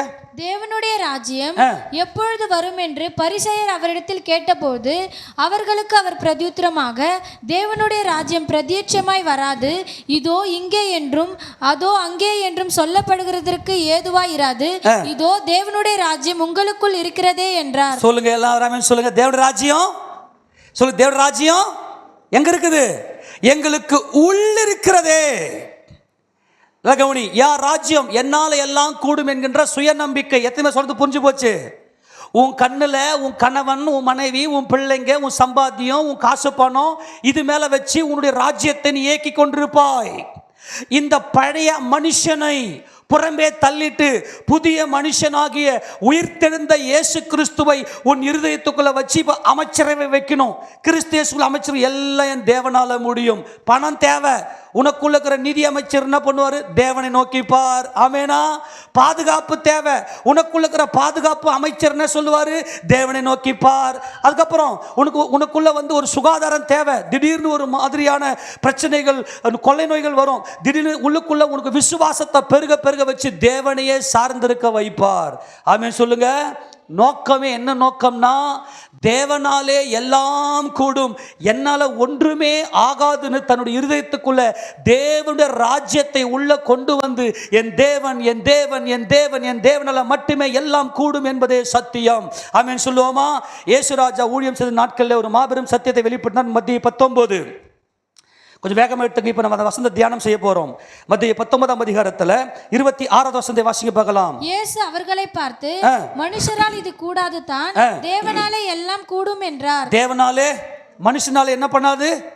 எல்லாம் சொல்லுங்க. மனுஷனாலே கூடாது. எல்லாம் ஒரு அறிக்கை பண்ணு. எனக்கு உள்ள எண்ணங்கள் இருக்கா? எனக்குள்ள ஒரு அமைச்சரவை இருக்குதா? ஆமேனா? என் ராஜ்யத்துக்கு என்று எனக்குள்ள ஒரு அமைச்சரவை. இப்போ கவனிங்கப்பா, எல்லாம் ஆமேன்னு சொல்லு. இப்போ சாம்பார் செஞ்சு வச்சுக்கிறீங்க. புள்ள வந்து கறி குழம்பு கேட்குறான். சாம்பார் சாப்பிட்றான். சாப்பிடவே அவன் மனசு முழுக்க இப்போ என்ன டிசிஷன் இருக்குது? கறி குழம்பு. நீ கொம்பை எடுத்து போட்டு அடி அடி அடி அடின்னு அடிச்சா கூட அடம் பிடிச்சி நிற்பானே தவிர, ஆண்டவர் பார்க்குறாரு, நீ எத்தனை அடி உன் பிள்ளைய அடிச்சோ அத்தனைக்கு பல மடங்கு வட்டியோடு உனக்கு வச்சுங்கிறேன். நீ என்ன பண்ணுற? நான் எவ்வளோ பெரிய நீதிமான். பிள்ளைய அடித்தாக்கா கண்டிப்பாக நீ ஒரு வேளை உபவாசம் இருந்துருக்கா அந்த அடி வந்து அது பிரயோஜனப்படும். பிள்ளைய அடித்தவங்களாம் கவனி. பிள்ளைய அடிக்காமல் விட்டவன் அந்த பிள்ளையோட ரத்தப்படி மேலே வரும். பிள்ளைய அடிச்சுட்டு ஒரு வேளையாவது உபவாசம் இருந்தனா நீயும் ரட்சிக்கப்படும், உன் பிள்ளைய ரட்சிக்கப்படும். ஏன்னா ஆண்டவரே என் ராஜ்யத்தில் மனுஷனால் கூடாது. ஆமேன்னு சொல்லுங்க. ஒவ்வொரு மனுஷனும் என்னால கூடன்னு ஓடிங்கிறான். என்னால முடியாத நடுத்தல நின்று உள்ள உடஞ்சி அவன் ராஜ்யம் அழிந்து போகிற நேரத்தில் ராஜாதி ராஜா தேடி வந்து அவனுக்கு சுகத்தை கொடுத்து அவனை வாழ வைக்கிறார். ஆமென் சொல்லுங்க. உள்ள வந்தது அற்புத அதிசயங்கள் உள்ள வந்துடுறோம். அதுக்கு அடுத்தபடி ஆண்டவர் என்ன விரும்புகிறார்னா, உனக்குள்ள இருக்கிற ராஜ்யம் உன் மாம்ச அறிவல்ல, இந்த வேத அறிவினால உன் அமைச்சரவையை கட்டமை. உன் துறைகள் ஒவ்வொன்றும் போக்குவரத்து துறை. ஐயோ சைக்கிள் கூட இல்லையே எனக்கு, நண்டு போகிறோமே. இப்போ போக்குவரத்து துறை அமைச்சர் சொல்லுவார், ஒரு லிஃப்ட் கேள, ரொம்ப கால் வலிக்குது. ஐயோ என்ன பண்ணுவேன்? ஆமேனா? இதில் பயங்கரமான ஆபத்தே உள்துறை தான். உள்துறை இருக்குது பாரு, அதுதான் எல்லா விதமான சென்ஸும் அதுக்கு உள்ளதான். இதெல்லாம் நான் உங்களுக்கு தெளிவாக காட்டியிருக்கிறேன் இல்லையா? இதுக்கு நோக்கமே என்னன்னா, இந்த அழகு, இந்த அப்புறம் தன்னை குறித்த அந்த ஒரு சென்ஸ், அந்த அந்த பெருமை, இதெல்லாம் எல்லாத்தையும் டிசிஷன் பண்ணுறது எதுனாக்கா அந்த சுய பரிதாபம். என்ன இப்படி பண்ணுறது, ரோசம், ஈனம், மானம், சூடு, சொர்ண, இதெல்லாம் இந்த உள்துறை ஹோம் மினிஸ்டர் அது பண்ணுற வேலை. இப்போ இவங்க என்ன பண்ணுவாங்கன்னா, உன்னால கூடும், இந்த அறிவு சொல்லும், உன்னால கூடும், உன்னால கூடும். எப்படி? அப்படியே ஒரு தீர்மானம் வரும். அவர்கிட்ட போய் கேள, அங்கே போயேன், இதை செய்ய, இப்படி பண்ணலாமே. இது எல்லாம் தேவன்கிட்ட செல்லவே செல்லாது. மனுஷரால் கூடாதது, ஆனால் யாராலே கூடும்? தேவனாலே மாத்திரம் கூடும் என்கின்ற வார்த்தையை கர்த்தர் ரட்சிப்பின் தேவன் தெளிவா பேசினார். சரி, எப்பொழுது இந்த வார்த்தையை பேசினார்னா 25 வசனம் வாசிங்களே மேல. அவருடைய சீஷர்கள் அதை கேட்டு மிகவும் ஆச்சரியப்பட்டு, அப்படியானால் யார் ரட்சிக்கப்படக்கூடும்? ரட்சிப்பை குறித்து பேசுறார். யாருப்பா ரட்சிக்கப்படக்கூடும்? எந்த ஒரு மனுஷன் தம்முடைய தீர்மானத்தில், தம்முடைய இருதயத்தில் ஜீவோ பாஸ் பண்ணணும். Government order. எல்லாம் கவனி, எல்லாம் ஆமென் சொல்லுங்க. ஒவ்வொரு மனுஷனும் ஒவ்வொரு கவர்மெண்ட். ஆமென் சொல்லுங்க. உன் பிள்ளைங்க உன் கவர்மெண்ட். அவங்கள போய் நீ என்ன அசிங்கப்படுத்துற? அவங்கள போயிட்டு நீ என்ன போயிட்டு தாறுமாறாக வழி நடத்துறது? ஒரே ஒரு காரியம், அவர்களுக்கு அறிவை போதி, சத்தியத்தை தெளிவாக போதிச்சு பரிசுத்த ஆவியானவர் உள்ள போயிட்டு எனக்கு டிசிஷன், இந்த விசுவாசத்தின் பாதையில் நான் எப்படிப்பட்ட டிசிஷன் எடுக்கணும் எனக்கு உதவி செய்வார். அதில் ஒவ்வொருத்தனும் என் ராஜ்யம் என் ராஜ்யம் என் ராஜ்யம் தன்னை பெருமைப்படுத்தி கொண்டு போயிருக்கிறான். ஆனால் தேவன் என்ன சொல்றாருன்னா, உன்னால் எதுவும் ஆகாதுப்பா, உனக்குள்ள என் ராஜ்யம் வரணும்னு நான் விரும்புகிறேன். அப்பா நான் உனக்காக எல்லாவற்றையும் செய்து முடிக்கிறவர். அப்பா கிட்ட கேள், அப்பா கிட்ட கேள், அப்பா தருகிறேன். மாம்சத்தால் ஒன்றும் செய்ய முடியாது. அப்பா கிட்ட உன்னுடைய தீர்மானத்தில், உன்னுடைய டிசிஷன்ல அப்பாவே எல்லாம் கூடும் என்கின்ற அந்த விசுவாசத்தை வைத்துக்கொள். விசுவாசம் எதனால வரும்? கேள்வினாலே வரும். கேள்வி தேவனுடைய வசனத்தினாலே வரும். ஆக எவ்வளவுக்கு எவ்வளவு சத்தியத்தை நீ தியானிக்கிறியோ, தியானிக்க தியானிக்க தியானிக்கத்தான் உனக்குள்ள விசுவாசம் பெருகும். இந்த விசுவாசத்துக்கு பேர் தான் ஜபம். உன் மனசுக்குள்ள எவ்வளவுக்கு எவ்வளவு விசுவாசம் இருக்குதோ, இந்த விசுவாசிக்கிறவனுக்கு எல்லாம் கூடும். இப்போ அந்த சந்திர ரோகி இருக்கிற அந்த ஒரு தகப்பன் சந்திரரோகி உள்ள அந்த வியாதி உள்ள அந்த வியாதி உள்ளனுடைய தகப்பன் வந்து ஆண்டவர்கிட்ட கேட்குறான், ஆண்டவரே என் மகனை ஒரு வியாதி ஒரு அசுத்த ஆவி பிடித்து கொண்டு அவனை தீயிலும் தண்ணீரிலும் அவனை தள்ளி கொண்டிருக்கிறது ஆண்டவரே, அவனை துரைத்து அந்த ஆவியை துரைத்து விடும்படி உங்கள் சீசர்களை கொண்டு வந்தேன், ஆனால் சீசரை முடியாமல் போயிடுச்சு ஆண்டவரே, நீங்கள் என்ன பண்ணுங்க. நல்லா கவனிங்க, ஜபம் ஜபம் என்பது என்னால் கூடாது. ஆமென் சொல்லுங்க. என் தேவனாலே. உள்ளுக்குள்ள இருக்கிற இந்த அமைச்சர்கள் உள்ள இருந்து நிற்பாங்க. நிறைய பேருக்கு ஏன் ஜபம் வேலை செய்ய மாட்டேன் தெரிஞ்சு போச்சா? நிறைய பேர் ஜபம் பண்ணுவாங்க, ஐயோ எனக்கு இவ்வளோ பிரச்சனை இருக்குது, நான் ஓடி போய் நான் ஆண்டவர்கிட்ட ஜபம் பண்ணுறேன்னு அப்படியே பதற்றமா, ஆண்டவரே இந்த பிரச்சனை அந்த பிரச்சனை இப்படிலாம் வந்துருமே, அப்படிலாம் வந்துருமே, இந்த விளைவுகள் இப்படி வந்துருமே அப்படின்னு சொல்லிட்டு போய் உட்காந்து ஜபம் பண்ணுறாங்க. ஒன்றுமே நடக்காது. நான் ஜபம் பண்ண அப்படியே ஆண்டவர் கேட்கலையே. ஜபம்னா என்னங்க? நீ டிசிஷன் பண்ணுவ, நான் போய் இந்த மாதிரி பிரச்சனை வரும்போது என்ன பண்ணுவோம், என்ன ஒன்று பண்ணிடலாமா அப்படின்னு உன் மூளை அறிவு பயங்கரமாக தீர்மானம் எடுக்கும். கம்மன் தான் இருப்பார் ஆண்டவர். சரி போ, நீயே பார்த்துக்க. இவன் வரான், என்னால் முடியல ஆண்டவர், ஏதாவது செய்யக்கூடுமானால் இதுவே அவன் ராஜ்யத்தில் கையெடுத்து கும்புறான். ஷேம்லெஸ், வெக்கத்தை விட்டு இந்த இயேசு என்கின்ற மனிதன் கிட்ட போய் கையெடுத்து கும்புறான். ஆண்டவரே என் பிள்ளை யார் ராஜ்யம் வாழணும், என் ராஜ்யம் இப்போது சிதைந்திருக்கிறது, என்னால் கூடவில்லை, என் பிள்ளையை காப்பாற்ற என்னால் முடியல. ஷேம்லெஸ், வெக்கத்தை விட்டு கையை தூக்கணும். அதுதான் பவுல் எழுதுறாரு. பரிசுத்த சகோதரர்கள் எல்லா இடங்களிலும் கைகளை உயர்த்தி, எனக்கு ஒத்தாசை வரும் பர்வதங்களுக்கு நிறைய என் கண்களை ஏறெடுக்கிறேன், என் கையை மேலே உயர்த்தி, ஜபமே என் வாழ்க்கை, ஜபமே என் தேவனே, என் தேவனாலே எல்லாம் கூடும் என்பதே ஜபம். எல்லாரும் நிற்கிறாங்க, அவன் வந்து நிற்கிறான். அந்த ஜபத்துக்கு காரணம் விசுவாசம், விசுவாசத்துக்கு காரணம் சத்தியம். ஜபம் என்கின்ற கனி கொடுக்க வேண்டுமே ஆனால், ஜபக்கனியாக இருக்க வேண்டுமே ஆனால் விசுவாசம் மரமாக இருக்க வேண்டும். அந்த விசுவாசத்தினுடைய வேர் சத்தியம். விசுவாசம் கேள்வினாலே வரும், கேள்வி தேவனுடைய வசனத்தினாலே வரும். பைபிள் படிக்கிறதுனால் அல்ல, தியானிக்கிறதுனால், உபதேசத்தை கேட்கறதுனால். அவன் கேட்குறான் வந்து, ஆண்டவரே எதனா பண்ணுங்கப்பா, அதுவே ஜபம், என்னால் முடியல. எத்தனை பேர் புரிஞ்சு போச்சு? அவன் இருதயத்துக்குள்ள தீர்மானித்து விட்டான், என்னால் கூடாது, மனிதனால் கூடாது, தேவனால். சொல்லுங்க தேவனால். சொல்லுங்க தேவனால் எல்லாம் கூடும். சொல்லுங்க தேவனால். அந்த தீர்மானத்துக்கு பேரே ஜபம். அடுத்த வினாடி நான் இருக்க போறேன், நான் இருக்க முடியாது, என் தேவனாலே நான் இருப்பேன். ஆமென். நான் இந்த காரியத்தை செய்ய போறேன், நான் செய்ய முடியாது, என் தேவனால் செய்வேன். உம்மாலே நான் ஒரு சேனைக்குள் பாய்ந்து போவேன், என் தேவனால் ஒரு மதிலை தாண்டுவேன். அப்போ அந்த அந்த அந்த மனுஷன் எப்படி ஜெபிக்கிறார் எடுத்து வாசிங்க. மார்க்கு சுவிசேஷ புத்தகம் 19ஆம் அதிகாரம். மார்க்கு சுவிசேஷம் 9ஆம் அதிகாரம். மார்க்கு சுவிசேஷம் 9ஆம் அதிகாரம். அது நமக்கு நேரம் இல்லை, சுருக்கமாக வாசிக்கலாம். 22 வாசிக்க பார்க்கலாம். மார்க் 9:22. இவனை கொல்லும்படிக்கு அது அநேகந்தரம் தீயிலும் தண்ணீரிலும் தள்ளிற்று. நீர் ஏதாகிலும் செய்யக்கூடுமானால் எங்கள் மேல் மனதிறங்கி எங்களுக்கு உதவி செய்ய வேண்டும் என்றார். எப்பா கவனிக்கிறீங்களா? உன்னை நம்பிக்கிற நம்பிக்கை இருக்கு இல்லையா? என்னால் எல்லாம் கூடும், நான் முடிச்சிடுவேன்.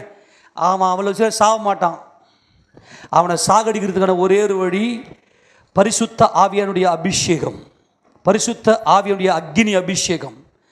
அவர் வந்து உள்ளே இருக்கிறவங்க அமைச்சரவை மொத்தத்தை காலி பண்ணிட்டு வேற அமைச்சரவை, தேவ அமைச்சரவை உள்ளே வச்சு விசுவாசத்தை பெருகி ஹோம் மினிஸ்டர் நான் சொல்கிறது 100% சத்தியம், சும்மாலாம் பேசல. ஹோம் மினிஸ்டர், டிஃபென்ஸ் மினிஸ்டர், ஒரு அமைச்சரவை எல்லாம் உள்ள வேலை செய்து, இது தேவன் நமக்கு கொடுத்துருக்கிற அமைச்சரவை. உன் பிள்ளைங்களாம் மாறலன்னு சொல்கிறதுக்கு காரணம் உன் பாவம், உன் கணவருடைய பாவம் எல்லாம் இந்த உடம்புல இருக்கிற டிஎன்ஏ வந்து வேலை செஞ்சுன்னு மாம்சீக ரீதியாக போய்க்குது. அந்த பிள்ளைங்க வசந்த போதி நீ உட்காந்து ஆண்டவர் என் பிள்ளைய வளர்க்க என்னால கூடாது நீ நினைக்கிற, நான் எவ்வளவு பெரிய நீதிமான், என் பிள்ளைய நீதிமானா வளர்த்துற, நீ அங்க பேசுற, நீ அங்க போற அப்படின்னு போயிட்டு பிள்ளைங்களை போட்டு அடிக்கிறது.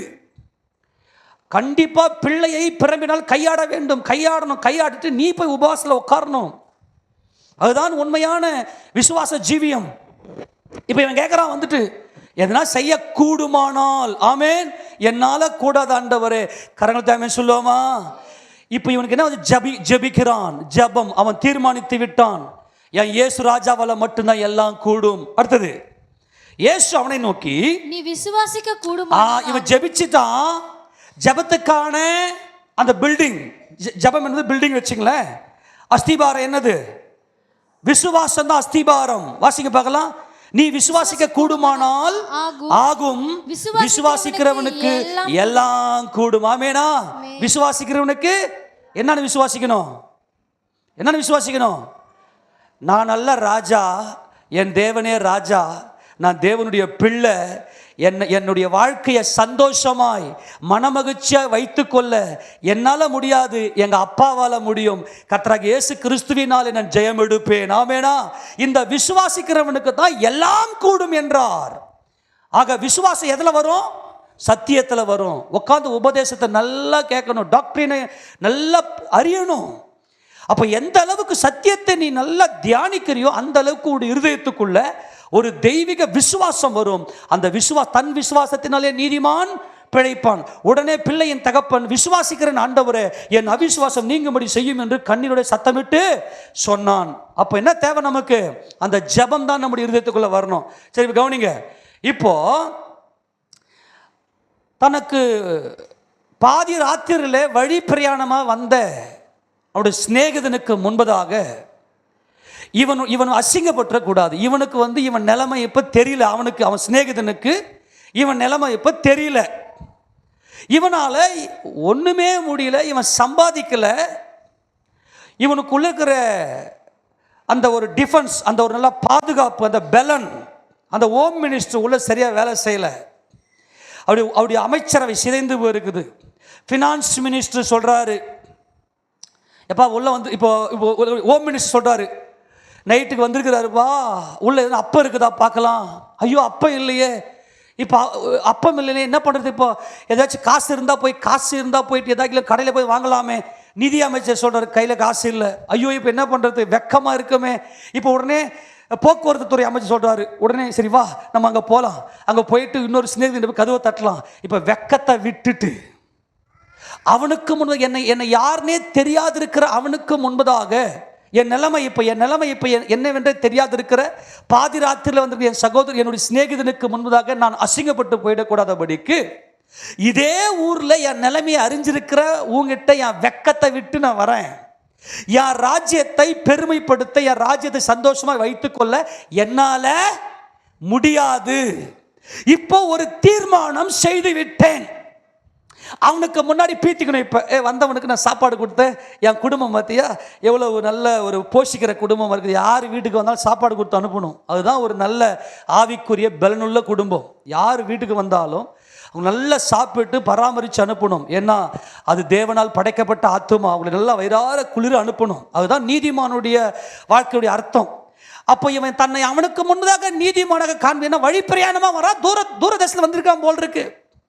இவன் ராஜ்யத்தை காப்பாற்றிக்கணும்னா எப்பா என்னால் முடியல. எத்தனை புரிஞ்சு போச்சு? ஆமேனா?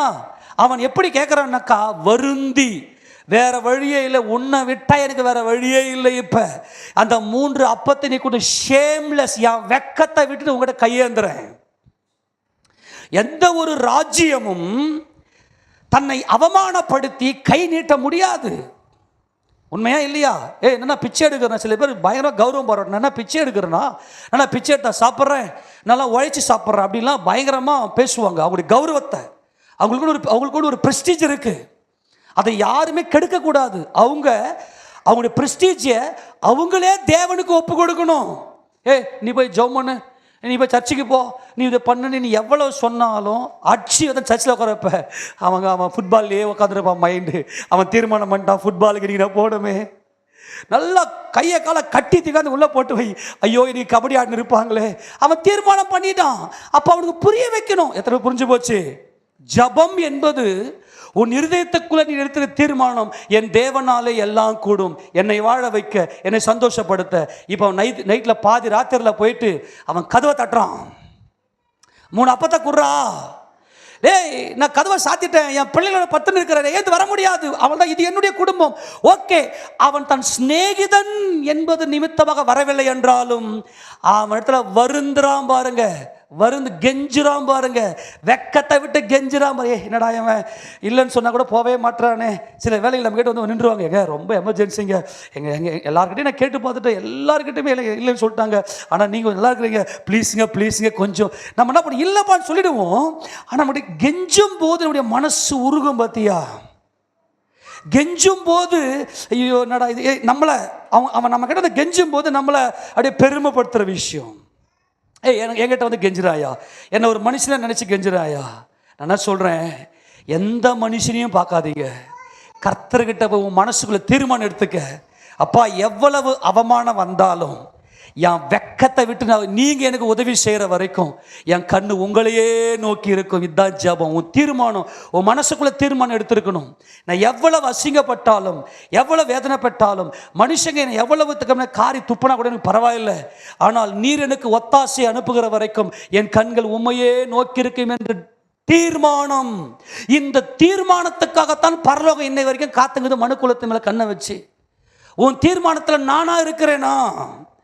ஜெபமாக இருக்குதா? ஜெபம் என்னை நோக்கி உன்னுடைய ஒவ்வொரு அசைவுக்கும் நானே காரணகர்த்தா, என்னால தான் எல்லாம் கூடும், உன்னால முடி. நீ சாப்பிட்ற சாப்பாடு அல்ல, உனக்கு கொடுக்குற அமைச்சரவை அப்படியே ஸ்டாப் ஆகி வேற அமைச்சரவை உள்ள வந்திருக்கணும். இப்ப அவன் தன் சிநேகிதன் என்பது நிமித்தமாக வந்து கொடுக்கவில்லை என்றாலும் அவன் வருந்தி கேட்டானே, வருந்தி, ஷேம்லெஸ், வெக்கத்தை விட்டு. என்னடா எப்போ பார்த்தாலும் ஜபம்னு போகிறீங்க. ஏன்னா எவ்வளோ பேர் வந்து இந்த மாம்சீகத்தில் பெருமை கொண்டவெல்லாம் பேசியிருக்கிறோம். நான் சுவிசேஷம் சொல்லும்போது ஆண்டவர் ஏற்றுக்க, நான் சம்பாதிக்கிறேன், நான் வேலைக்கு போகிறேன், நான் என் குடும்பத்தை காப்பாற்றுறேன், எதுக்கு அந்த கடவுள் அப்படிலாம் கேட்டிருக்கானுங்க. அதெல்லாம் கேட்குறான் இல்லையா, அதுக்கெல்லாம் ரீசன் இருக்குது. ஏன்னா அவனுக்கு தேவன் கொடுத்த அதிகாரம் அப்படி, அவன் கண் கட்டப்பட்டிருக்குது, கூட இருக்கிறான். தேவன் தான் எல்லாம் பார்வை அவனுக்கு தெரியல. அப்போ அவனை போய் கட்டாயப்படுத்தி நீ என்ன ஆண்டு இப்படி பேச சொல்ல முடியாது. அவனுக்குள்ள ஒரு தெய்வீகம் இருக்கு. ஆனால் அதில் என்ன சொல்கிறேன்னா, என்னால் தான் எல்லாம் கூடும்னு சொல்கிறான். ஆனால் அவனுக்கு புரிய வைக்கணும். ஐசப்பா, நீங்கள் அவனை தொடுங்கப்பா, அந்த மனுஷனுக்கு உள்ள நீங்கள் பேசுங்க, நீங்கள் அவனுக்கு உணர்வை கொடுங்க. தேவன் நமக்கு உணர்வை கொடுக்கிற அந்த உணர்வின் ஆவியானவர் நமக்குள்ள பலனை கொடுப்பாராக. நாம் எடுக்கிற தீர்மானம், இப்போ உதாரணத்துக்கு பசங்கள்ட்ட சொல்லி பாருங்க பார்க்கலாம், செல்ஃபோன் எடுக்காதுன்னு 2 நாள் எடுக்க மாட்டாங்க.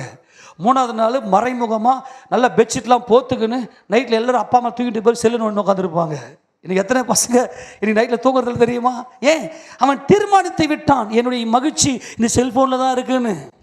அப்போ அவனுக்குள்ள தீர்மானத்தை கொண்டு வரணும். நான் நல்ல சத்தியத்தை அவனுக்கு போதிக்கணும், அவனை புரிய வைக்கணும். நல்லா கவனிங்க. இப்போ என்ன பண்ணோம்னா, ஒரு பொண்ணு ஒரு பையனை லவ் பண்ணோம், அப்பா அம்மாவுக்கு அந்த பையனை பிடிக்காது, ஆட்சி பெரிய பிரச்சனை பண்ணி இன்னொருத்தர் கல்யாணம் பண்ணி வச்சுருவாங்க. இந்த பொண்ணு மனசு முழுக்க என் இருப்பான், அந்த குடும்பம் நாசமாக போகும். நீ என்ன பண்ணலாம்? அந்த பொண்ணை கூட்டு உட்கார வச்சு, உன் வாழ்க்கை எவ்வளோ பெரிய கெடுதலில் போய்கிறது, இது எவ்வளோ பெரிய பலவீனமானது, உன் வாழ்க்கையில் ஏன் நீ பின்னாட்டில் எப்படி போயிடுவ, இதுக்கான காரணங்களை, அர்த்தத்தை, அந்த அறிவை நல்லா ஊட்டி அந்த பெண்ணையே தீர்மானம் எடுக்க வைக்கணும். தீர்மானம் எடுக்க வைக்கணும். இன்றைக்கி நிறைய இடங்களில் மூளை செலவை செய்வார்கள். அவங்கள தீர்மானம் எடுக்க வச்சு சின்ன சின்ன வாலிப பிள்ளைகளை எல்லாம் கெடுத்து நாசப்படுத்தி தீவிரவாதத்துக்கு தூண்டுறாங்களே, மூளை செலவு பண்ணுங்க, டிசிஷன் எடுக்க வைப்பாங்க, அந்த அறிவை போதிப்பாங்க. ஏன் நீ கன் எடுக்கணும்? இன்றைக்கி மத்திய கிழக்கில் போனீங்கன்னாக்கா இஸ்ரேலுக்கு விரோதமாக இஸ்லாமிய நாடுகள்லாம் எழும்புறதுக்கு காரணம்னாக்கா மூளை செலவை செய்வாங்க அந்த பிள்ளைங்களுக்கு. நம்ம ஏன் வந்து போராடணும், நீ ஏன் வந்து கன் எடுத்து இஸ்ரேலுக்காக யுத்தம் பண்ணணும்னு சொல்லிட்டு மூளை செலவு டிசிஷன் எடுக்க வச்சுருவாங்க. கடைசி வரைக்கும் தீவிரவாதியாகவே இருப்பான். ஆனால் கர்த்தரவை தொட்டால் தான் ஆச்சு. ஒரு ஐமீன் சொல்லுவோமா? கர்த்தரவனை தொட்டு சுகப்படுத்தி அந்த தீர்மானத்தில் நம்ம எடுப்பதற்கு ஒரு உதவி செய்வார், நமக்கு ஒரு உதவி செய்வார். நாம தான் என்ன பண்ணாக்கா தீர்மானம் எடுக்கணும். அந்த சுயாதீன சித்தத்தில் தேவன் நமக்கு தீர்மானம் கொடுக்கிறார். ஏனென்றால் நோவாவின் காலத்தில் பயங்கரமான பாவம் பெருகின போது கர்த்தர் மனஸ்தாபப்பட்டாரே தவிர போய் ஒவ்வொருத்தரையும் போயிட்டு நீ மாறுங்கடா, இப்படி பண்ணுங்கடான்னு சொல்ல பண்ணல. நோவா கிட்ட சொல்லி பேசுறாரு, பிரசங்கிக்கிறாரு. தீர்மானம் எடுக்கணும், நீ தான் அந்த சத்தியத்தை கேட்டு. அப்போது நல்லா உட்காந்து சத்தியத்தை நல்லா எந்த அளவுக்கு போதிக்கிறியோ பிள்ளைங்க மாறுவாங்க. அவங்கள தீர்மானம் எடுக்க வைக்கணும், புரிய வைக்கணும் எது நமக்கு தேவைன்னு அவங்க தீர்மானத்தில். ஏன்னா ஒவ்வொரு பிள்ளைகளும் தெய்வ சாயல். ஆமேனா? ஒவ்வொரு மனிதனும் தேவ சாயல். அவரை யாரையும் குற்றப்படுத்தக்கூடாது. ஒருத்தர் செய்கிறாங்கன்னா அது அவங்களுடைய பர்சனாலிட்டி, அது அவங்களுடைய கேரக்டர். அந்த கேரக்டரை போய் குற்றப்படுத்தக்கூடாது. அவங்க பாரு எப்போ பார்த்தாலும் ஒரு மாதிரியே பேசுகிறாங்க, அது அவங்களுடைய கேரக்டர், அது தேவன் கொடுத்தது. முடிஞ்சால் நீ போயிட்டு அவங்களுக்கு புரிய வை, சத்தியத்தை சொல்லி தேவனுக்கு நேராக மன்றாடி புரியவை.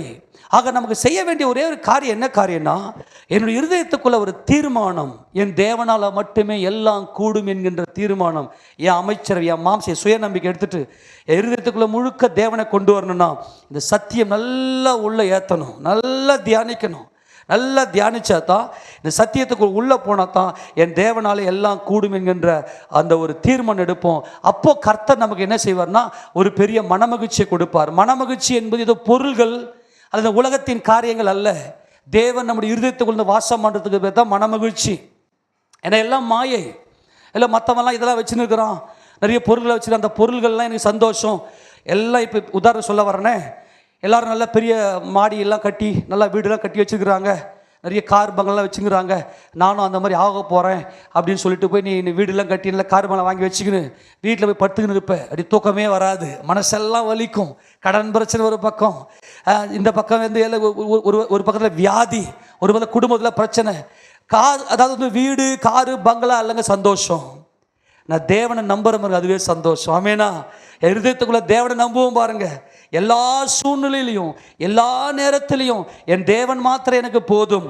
அந்த பலி நமக்கு உள்ள ஆகணும்னா, என் அமைச்சரவை சாக வேண்டும் என்கின்ற அந்த பலி எனக்கு உள்ள இந்த மாம்சீகமான ஆள் உள்ள இருக்கிறான். ஒவ்வொருத்தருக்குள்ளேயும் அவன் அறிவின்படி தான் டிசிஷன் எடுக்கிறான். அந்த அமைச்சரவை அப்படியே செத்து கிறிஸ்து என்கின்ற அமைச்சரவை உள்ள இருக்கணும், இயேசு என்கின்ற அமைச்சரவை உள்ள இருக்கணும். அதுக்கு பேரு தான் ஜப வீடு. ஆக தேவன் தங்குகிற ஜப வீடு தான் இந்த வீடு. எத்தனை பேர் புரிஞ்சு போச்சு? தேவன் விரும்புறது என்னன்னா, உன் இருதயத்துக்குள்ள ஜப வீடாக தீர்மானமாக வெக்கத்தை விட்டுட்டு உன் சுயத்தை நல்லா அறுத்துட்டு தேவனை நோக்கி கையை உயர்த்தி நீரே எனக்கு எல்லாம்னு ஜெபிக்கிற இந்த தீர்மானத்துக்கு பேர் தான் ஜபம். ஆமேனா? கடைசி வசந்த வாசத்தை முடிங்க. ஏசாயா தீர்க்கதரிசியின் புத்தகம் 56வது அதிகாரம், 56வது அதிகாரத்தில் 6-7 வசனத்தை வாசித்து முடிக்கலாம். கர்த்தரை சேவிக்கவும் கர்த்தருடைய நாமத்தை நேசிக்கவும். எல்லாம் கவனிங்க, யாரை நேசிக்கிறோம்? நம்ம. என்னால் எல்லாம் கூடும், ஏன் ராஜ்யம் எவ்வளோ பெருசு சொல்லி நம்மை நேசித்து நம்முடைய ராஜ்யத்தை மாம்சீகமான காரியங்களை உள்ளுக்குள்ளேயே மாம்சீகமான எண்ணங்களை வச்சு ஒரு அமைச்சரவைக்கு நமக்கு செவி கொடுக்கிறோம். ஆனால் கர்த்தரை சேவிக்கவும் கர்த்தருடைய நாமத்தை நேசிக்கவும் அவருக்கு ஊழியக்காரராக இருக்கவும் அவரை சேர்ந்து ஓய்வு நாளை பரிசுத்த குலைச்சல் ஆக்காதபடி ஆசரித்து என் உடன்படிக்கையை பற்றி கொண்டிருக்கிற அந்நிய புத்திரர் அனைவரையும். என் உடன்படிக்கை என்னது? கர்த்தராகிய இயேசு கிறிஸ்து சிலுவையிலே என் பாவங்களுக்காக பலியானார். அதுதான் உடன்படிக்கை. அந்த உடன்படிக்கையை பற்றி கொண்டா தான் உள்ளுக்குள்ள அமைச்சரவை எல்லாத்தையும் காலி பண்ண முடியும். ஆமேனா? உன் மாம்சத்தில் நம்ம எடுக்கிற முயற்சிகள், எடுக்கிற தீர்மானங்கள், எண்ணங்கள் அலைபாயுதே. அந்த எண்ணங்கள் இருக்கிற அந்த அமைச்சரவை எல்லாம் உள்ள இருக்கிற அந்த பழைய பாவ மனுஷனை எல்லாம் அந்த உடன்படிக்கையில தான் சாகடிக்க முடியும். அந்த உடன்படிக்கையில தான் தேவன் எதிர்பார்த்து கொண்டிருக்கிறார். நாம் எடுக்கிற தீர்மானத்துக்காக அவர் காத்திருக்கிறார். என்ன நம்மள தேவ சாயல். ஆமேனா? இந்த தீர்மானம் எடுக்க வேண்டும் என்று தேவன் நம்மிடம் எதிர்பார்க்கிறார். 7ஆம் வசனம், நான் என் பரிசுத்த பர்வதத்துக்கு கொண்டு வந்து அப்படிப்பட்டவர்களை நான் என் பரிசுத்த பர்வதத்துக்கு கொண்டு வந்து என் ஜெப வீட்டிலே அவர்களை மகிழ பண்ணுவேன். ஆமேன் சொல்லுங்க பார்க்கலாம். எந்த வீட்டில்? என் ஜெப வீடு. என் ஜெப வீடு என்று சொல்லுவது தேவன் தங்குகிற ஆலயமே இந்த சரீரம்தான். ஆமேனா? இந்த சரீரத்தில் நம்முடைய இருதயத்துக்குள்ள தேவ சிந்தை உடையவர்களாக தேவனால் தான் எல்லாம் கூடும் என்று என்னுடைய இருதயத்தில் நான் தீர்மானிக்க வேண்டும். உன் பிள்ளைகள், நல்லா கவனிங்க, உன் பிள்ளைகள் நீதிமான்களாக இருக்கணும்னா உங்கள் பிள்ளைங்க தேவனால் தான் எல்லாம் கூடும்னு அவர்கள் தீர்மானம் எடுக்கணும். அப்போ அவருக்கு அந்த சத்தியத்தை நீ கொடுக்கணும், அந்த பிள்ளைகளுக்காக ஜெபிக்கணும். அப்போ இவர்கள் இந்த ஜெப வீட்டில் எனக்கு தேவனுக்கு கொடுத்துட்டு என் தேவனாலே எல்லாம் கூடும்னு இவர்கள் ஜெப வீடாக இருப்பார்களேனால் அந்த சியோன் பர்வதத்தில் அந்த ஜெப வீட்டில், இதுக்கு தான் இந்த வீடு ஜெப வீடு.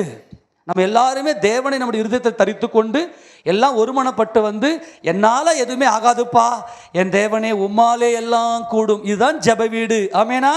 நம்ம சபைக்கு ஏன் வரோம்? என்னால் எதுவுமே கூடாது ஆண்டவரே, மனுஷர்கள் எதுவுமே கூடாது ஆண்டவரே, என் தேவனாலே எல்லாம் கூடும்னு நம்முடைய பலத்தை எல்லாம் வெக்கத்தை எல்லாம் விட்டுட்டு தூக்கி தூர போட்டு சத்தியத்தின்படி சத்தியமாக மனமகிழ்ச்சியோடு அவரை நோக்கி பார்க்குறோம் இல்லையா? அப்படிப்பட்டவர்களை அவருடைய சியோன் பர்வதத்தில் அவருடைய ஜப வீட்டில் நம்ம என்றென்றைக்கும் நித்திய காலமாய் மகிழச் செய்வார். ஆமெனா? அப்போ நம்முடைய குடும்பத்தை கட்டமைக்கணும்னா இந்த பழைய மனுஷனை, பழைய அமைச்சரவை சிலுவையில் அடித்து உடன்படிக்கை பண்ணி சத்தியத்தை நல்லா அறியணும். அப்படியானால் இவர்களை நான் என் பரிசுத்த பர்வதத்துக்கு கொண்டு வந்து என் ஜப வீட்டில் மகிழச் செய்வேன். ஆமேன் சொல்லுங்க. சந்தோஷமே ராஜ்யம். ஒவ்வொரு மனுஷனும் தான் சந்தோஷத்துக்காக தான் ஓடுறான், தான் சந்தோஷத்துக்காக தான் தீர்மானம் எடுக்கிறான். அந்த சந்தோஷம் நிலைக்கிறது இல்லை. ஆனால் தேவனாலே எல்லாம் கூடும் என்று நம்முடைய இருதயத்தில் எடுக்கிற அந்த தீர்மானம் தான் நம்ம நித்தியத்துக்குள்ளேயே கொண்டு போகும்.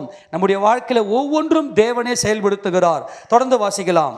அவர்களை மகிழ பண்ணுவேன், அவருடைய சர்வாங்க தகனங்களும் அவருடைய பலிகளும் என் பலிபீடத்தின் மேல் அங்கீகரிக்கப்பட்டு. இதுதான் இந்த சர்வாங்கம்.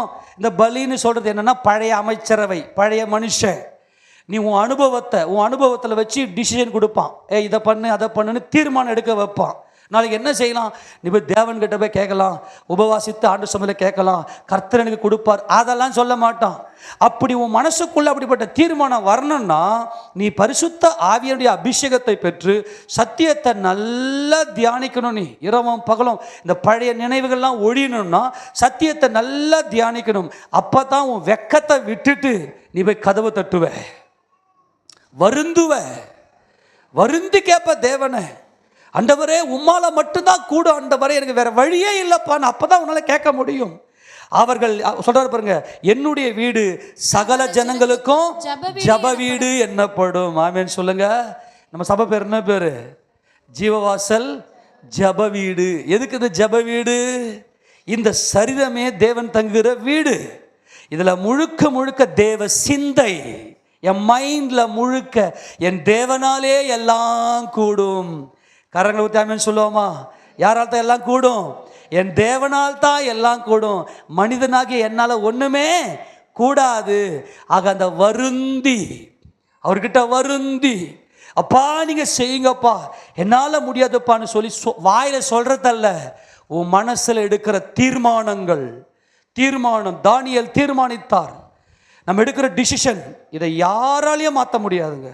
ஒருத்தர் மனசில் வந்து ஒரு காரியத்தை நினச்சி தீர்மானம் எடுத்துட்டாங்கன்னா அவங்களே மாற்றினா தான் மாற்ற முடியுமே தவிர எந்த மனுஷ சக்தியால் மாற்ற முடியாது. அதனால் அந்த தீர்மானத்தை ஒவ்வொரு மனிதனையும் கனம் பண்ணுங்க. அவங்களுக்கு சுவிசேஷத்தை நல்லா எடுத்து சொல்லுங்க. தேவனுடைய சத்தியத்தை கரெக்டாக போதிங்க. பிள்ளைங்களை உட்கார வச்சு நைட்டில் குடும்ப ஜபத்தில் உட்காந்து நல்ல சத்தியத்தை போதிச்சு விசுவாசத்துக்குள்ள நடத்தணும். அந்த விசுவாசம் தான் அவருடைய ஜபமாக மாறும். தேவனாலே எல்லாம் கூடும் என்கின்ற தீர்மானம் அங்கே உள்ளே எடுக்க வைக்க முடியும். ஆமென் சொல்லுவோமா? ஆக நம்ம ஒவ்வொருத்தருமே ஒரு கவர்மெண்ட், ஒரு அரசாங்கம். இந்த அரசாங்கத்துக்குள்ளே செயல்படுகிற அந்த செயல்பாடுகளை கவனமாக பார்த்து நம்ம தான் தீர்மானம் எடுக்கணும். இந்த தீர்மானத்தில் தேவனை மகிமைப்படுத்தணும்னாக்கா சத்தியத்தை நல்லா தியானம் பண்ணுங்க. அந்த சத்தியத்தினால விசுவாசம் பெருகும். அந்த விசுவாசத்தினால் தேவன் மேலே நம்பிக்கை நமக்கு அதிகமாய் பெருகும். அந்த தேவனாலே மாத்திரம் எல்லாம் கூடும் என்கின்ற அந்த நம்பிக்கை தான் ஜப வீடு. இந்த ஜப வீடு தான் வருகையில் எடுத்துக்கொள்ளப்படுகிறது. ஆமெனா? இந்த ஜப வீடு தான் சியோன் பர்வதத்துக்கு கொண்டு போகப்படுகிறது. ஆகையா மனசுக்குள்ள இந்த மாம்சர் அமைச்சரவையை எடுத்து போட்டு தேவனுடைய அமைச்சரவையை உள்ளே வைத்து தீர்மானம் எடுக்க வேண்டும். ஆமெனா? அவரையே கது தட்டுங்க. போயிட்டு 3 அப்பத்தை கொடுங்கப்பா, என் ஆவி ஆத்மா என் சரீரம். ஆமெனா? 3 அப்பத்தை கொடுங்க ஆண்டவரே, என் ஆவி ஆத்மா சரீரம் மறுரூபம் அடையணும் ஆண்டவரே அப்படின்னு போய் கதவை தட்டிக்கினே இருங்க. கர்த்தர் நம்மை மகிமைப்படுத்தி அவருடைய ஜப வீட்டில் நம்ம என்றென்றைக்கு நிலைக்க செய்ய அவர் வல்லமையுடன் இருக்கிறார். நம்ம எல்லாரும் முழங்கால் இருக்கலாம். எல்லாரும் கண்களை மூடி. பரலோக பரமபிதாவே, எங்களுக்கு ஜப சிந்தையை கொடுத்தது